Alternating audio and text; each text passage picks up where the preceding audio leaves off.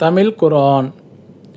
இன்னும் நினைவு கூறுங்கள், நாம் யாக்கூப் என்ற இஸ்ராயேல் மக்களிடத்தில் அல்லாவை தவிர வேறு எவரையும் எதனையும் நீங்கள் வணங்கக்கூடாது.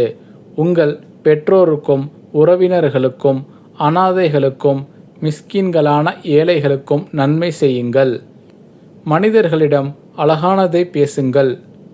மேலும் தொழுகையை முறையாக கடைபிடித்து வாருங்கள். ஜக்காத்தையும் ஒழுங்காக கொடுத்து வாருங்கள் என்று உறுதிமொழியை வாங்கினோம். ஆனால் உங்களில் சிலரை தவிர மற்ற யாவரும் உறுதிமொழியை நிறைவேற்றாமல் அதிலிருந்து புரண்டு விட்டீர்கள். இன்னும் நீங்கள் புறக்கணித்தவர்களாகவே இருக்கின்றீர்கள். இன்னும் நினைவு கூறுங்கள், உங்களிடையே இரத்தங்களை சிந்தாதீர்கள். உங்களில் ஒருவர் மற்றவரை தம் வீடுகளை விட்டும் வெளியேற்றாதீர்கள் என்னும் உறுதிமொழியை வாங்கினோம். பின்னர் அதை ஒப்புக்கொண்டீர்கள். அதற்கு நீங்களே சாட்சியாகவும் இருந்தீர்கள்.